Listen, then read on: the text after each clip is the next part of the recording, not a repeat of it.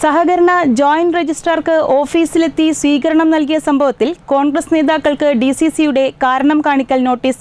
കോൺഗ്രസിന് മുക്കം മണ്ഡലം പ്രസിഡന്റ് ഷിഹാബ് മുല്ലോളി, മണ്ഡലം വൈസ് പ്രസിഡന്റ് OK ബൈജു എന്നിവർക്കാണ് DCC president K Praveenkumar MLA കാരണം കാണിക്കൽ നോട്ടീസ് നൽകിയത്. പുതുതായി ചുമതലയേറ്റ സഹകരണ ജോയിന്റ് രജിസ്ട്രാർക്ക് അവരുടെ ഓഫീസിലെത്തി സ്വീകരണം നൽകിയ സംഭവത്തിലാണ് മുക്കം മണ്ഡലം കോൺഗ്രസ് കമ്മിറ്റിക്കെതിരെ DCC നടപടിക്കൊരുങ്ങുന്നത്. ഇതിന്റെ ഭാഗമായി കോൺഗ്രസ് നേതാക്കൾക്ക് DCC കാരണം കാണിക്കൽ നോട്ടീസ് അയച്ചു.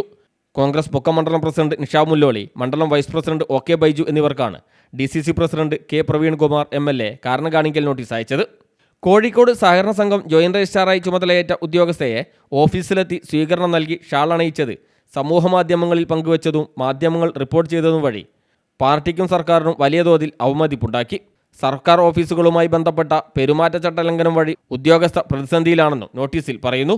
ബുദ്ധിശൂന്യവും നിരുത്തരവാദിത്തപരവുമായ നടപടികൾ പാർട്ടി ഭാരവാഹിത്വം വഹിക്കുന്ന ഒരാളിൽ നിന്നും ഉണ്ടാവുന്നത് വെച്ചു പൊറുപ്പിക്കാനാവില്ലെന്നും അച്ചടക്ക നടപടി സ്വീകരിക്കാതിരിക്കാൻ എന്തെങ്കിലും കാരണം ബോധിപ്പിക്കാനുണ്ടെങ്കിൽ ബോധിപ്പിക്കണമെന്നും K പ്രവീൺകുമാർ നൽകിയ നോട്ടീസിൽ പറയുന്നു. ഇക്കഴിഞ്ഞ ബുധനാഴ്ചയാണ് DCC പ്രസിഡന്റ് നോട്ടീസ് നൽകിയത്.